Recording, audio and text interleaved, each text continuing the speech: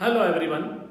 In the previous videos, we have learnt about the concept of applying the integral to find out the area. And in that, we have also learned how to find out the area of the region which is under the simple curve. Now in this video, we will learn how to find out the area bounded by two curves. And the algorithm for that will be, if we have any two curves like y is equal to fx and y is equal to gx, then the first one will be trace the curves. We have already learned how to trace the curves, and then we will be tracing those two curves. Then the second point we may go for finding the points of intersection of these two curves. There may be two cases in such case, that is, number one, they may intersect at only 2 points or maybe more than 2 points. Then the next point is, we have to mark the regions for which we have to find out the area. And then as we know that we draw the strips can be drawn to calculate the area. Like in this case, when we find the area bounded between the two curves, we can see that the area bounded by this particular region will be the first on the top. Suppose this is y is equal to fx. That will be y into dx or not, or we can say fx into dx. So that is from x1 to x2, because these are the points of intersection x1 y1 and x2 y2. So we see the area will be from x1 to x2 fx dx minus. See, the area by this particular strip can be found out for this. Suppose this curve is y is equal to gx. Then the area will be gx into dx or not. So this is gx into dx, and that is also from x1 to x2. If we call this as y1 and this as y2, we can also write here y1 minus y2 dx from x1 to x2. So like this we can find out the area bounded between the two curves in this case. The second case may be if points are more than 1. Then the regions also will be more than 1. Here, like we are finding, there are two regions bounded by these two curves. Here y equal to fx is on the top and y equal to gx is downwards here. But in this case, y is equal to gx has gone on top and y is equal to fx is down. First we find the area of this region and then add the area of this region. Applying this concept, can we find out the area of this plus this as from x1 to x2? The area will be y1 minus y2 dx, as we have taken y1 as fx and y2 as gx. Plus this area, here y2 is on the top, so this will be y2 minus y1 dx, and that will be from x2 to x3. This is the way we can find out the area of the bounded region by two curves. Either in this case there is only one, this minus this, and here we have to find the area of these two and then add them. Let's understand this concept more clearly by taking some of the examples. The first example we discuss here is find the area of the region bounded by the parabolas y equal to x square and y square equal to x. We can see the curves. Number one is y equal to x square, or we can also write this as x square is equal to y. And second one is y square is equal to x. First of all, according to algorithm, we have to trace the curve. And we know these both are parabolas. In the first case, we are finding that x square is equal to y. Its vertex is at the origin because it is the standard equation. And then axis is y-axis. So this is the curve x square is equal to y. Then the second one is y square equal to x. This is also the standard equation. It means the vertex is at the origin. and principal axis is y equal to 0, or we can say x-axis. So we have drawn the curves, and then we are finding that this is the curve which is intersecting the second curve at this point P. So this is the common region. We have to find out the area of this region. For that we have to find out the point of intersection first. And for point of intersection we have to solve the equations. So from first, if we substitute the value of y in the second one, we are getting here x square whole square is equal to x, or we can write x part 4 minus x equal to 0.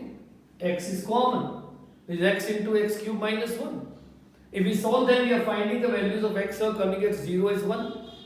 If we substitute x is equal to 0, y will be 0, and if we substitute x is equal to 1 in this, we are finding y is also 1. It means point P is having the coordinates 1, 1, so this point is x is equal to 1. It means we have to find out the area of region from 0 to 1, and hence according to the concept we will find out the area bounded will be from 0 to 1. Which one is on the top? That is second one, y square equal to x. So we can write here y2, and this is y1, y2 minus y1 into dx. Substituting the value of y2 and y1, we get here y2 is, we are finding y is equal to root x, minus y1 we are finding y is equal to x square into dx, and we know the integral of root x is 2 by 3 x power 3 by 2 minus x square, that is x cube by 3, and the limits are from 0 to 1. If we substitute the limit here, we are finding this will be 2 by 3 into 1 minus 1 by 3 and minus 0, because when we are substituting x equal to 0, this will be 0 and this also will be 0. This is 2 by 3 minus 1 by 3, so this comes as 1 by 3 square units. And hence the area of the bounded region between the two curves is 1 upon 3 square units. The next example we discuss here is find the area enclosed between the curves y equal to sin x and y is equal to cos x, and the lines x equal to 0 and x equal to pi by 2. To find out the solution, the curves we write here, they are y equal to sin x and y equal to cos x, and we trace the curves. We know that cos x is 1 at x is equal to 0 and 0 at pi by 2. Same way sin x is 1 at pi by 2 and 0 at 0. So this is the curve for y equal to sin x, and this is the curve for y equal to cos x. The curves are intersecting at point P. So we have to find out the point of intersection, and we find here y equal to sin x and also equal to cos x. It means sin x upon cos x, that tan x is 1. So we find x is equal to pi by 4. They are intersecting each other at x equal to pi by 4. So the region has been divided into two parts. One is from 0 to pi by 4 and another is from pi by 4 to pi by 2. What we find here? The upper one is y equal to cos x, lower one is y equal to sin x. It means the area of this first region is equal to 0 to pi by 4 cos x minus sin x dx. And the second one, upper one is sin x, lower one is cos x. So this will be plus pi by 4 to pi by 2 sin x minus cos x dx.